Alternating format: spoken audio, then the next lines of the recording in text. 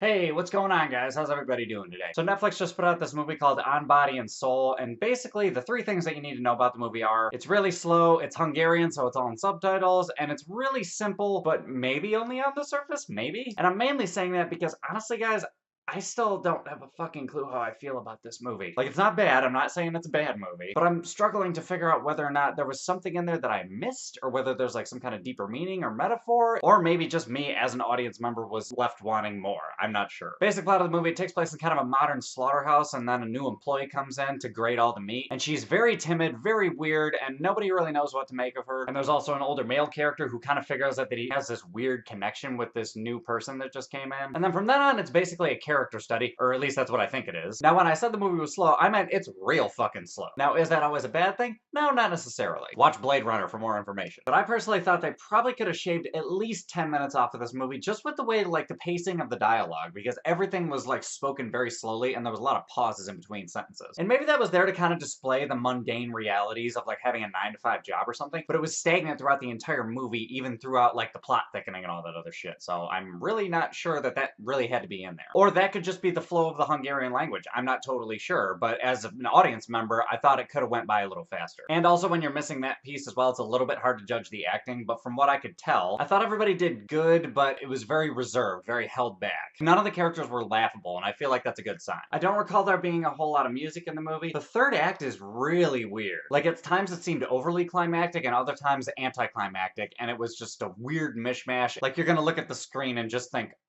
what now? And they show random things that happen in the slaughterhouse, like when they prepare the meat to get distributed. That was kind of interesting, but I don't know if it needed to be in the movie. There was one thing that I really liked, though, is that in real life, there's kind of like the actual narrative that's happening, and then within the film, there's like a couple other like metaphorical instances where it kind of explains like what's going on in real life. It's almost kind of like The Fountain in that way, but with a much lower budget. But that's only like a facet of the movie. Like, that only takes up maybe a few minutes, but it was really, really interesting. Because the main female has some antisocial disorders, and you see her playing with the salt and pepper shaker, and it kind of explains a social interaction, and I thought that was actually kind of brilliant. And also, there was a character that kind of just represented like confidence and youth, and I thought that was pretty well done. But again, guys, it's just, I'm still struggling to see if there was some kind of deeper meaning to this movie, or if it's something that you're supposed to take at face value just as a demonstration. But to be honest with you guys, I'm gonna recommend it for everybody. Like, if you can handle the slow pace and you can handle the subtitles, give it a watch. It might be interesting. You might get something out of it. Because as slow as the movie was, and as much as I thought there was more to uncover, I actually really did end up kind of caring about the characters. I don't know how, I don't know why, but I did. So I'm gonna give it a score of 6.5 out of 10. It's a weird movie. It's not something that I'm used to watching, but I thought it was interesting, and it's kind of cool to watch a movie in subtitles once in a while, because occasionally it makes you a little bit more invested in the story. But anyway, guys, those are my thoughts. What are your thoughts? Have you seen this movie? Have you even heard of it? Hop in the comments. Let me know what's up. Other than that, if you like this review, give me a like, subscribe, do all that other bullshit, and I will catch you guys later.